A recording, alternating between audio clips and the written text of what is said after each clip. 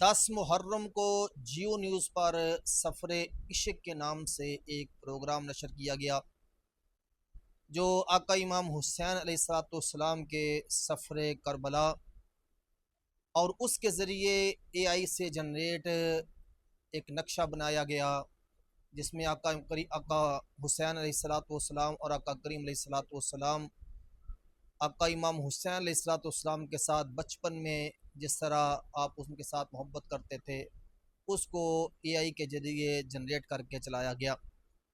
تو یہ ایک سراسر بے ادبی تھی، کیونکہ آقا کریم علیہ السلام کی شبیہ مبارک یا آپ کی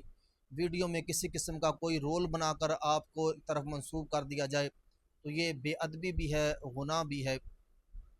اس پر پھر سب سے پہلے مفتی حنیف قریشی صاحب نے نوٹس لیا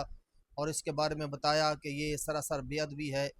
اس کے علاوہ پھر دیگر علماء نے بھی اس پر بات کی، اور یہ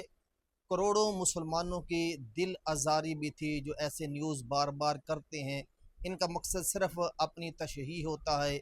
اور ویو ڈالنا ہوتا ہے، کسی بھی طرح سے ہو جائیں۔ ان کو یہ نہیں ہوتا کہ یہ دینی مذہبی مسئلہ ہے، یہ آخرت کا مسئلہ ہے، یہ دنیا کا مسئلہ ہے، یہ بے ادبی ہے، گستاخی ہے۔ نہیں، انہوں نے اپنا ایک پروگرام رکھا ہوا ہے کہ ہم نے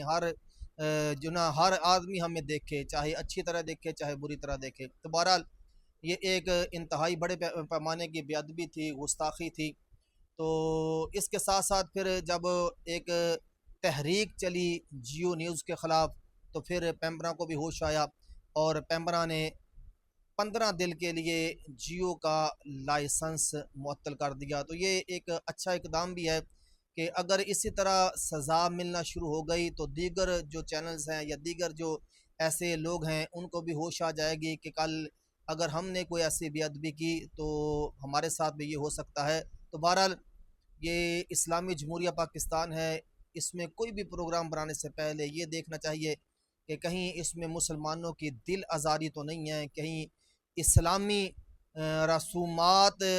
کے خلاف تو نہیں ہے، اسلامی نظام کے، اسلامی معاملات کے یہ چیز خلاف تو نہیں ہے۔ تو بہرحال یہ جو اقدام پیمرا نے لیا ہے یہ اچھا اقدام ہے کہ جیو نیوز کو 15 دن کے لیے بین کر دیا گیا ہے۔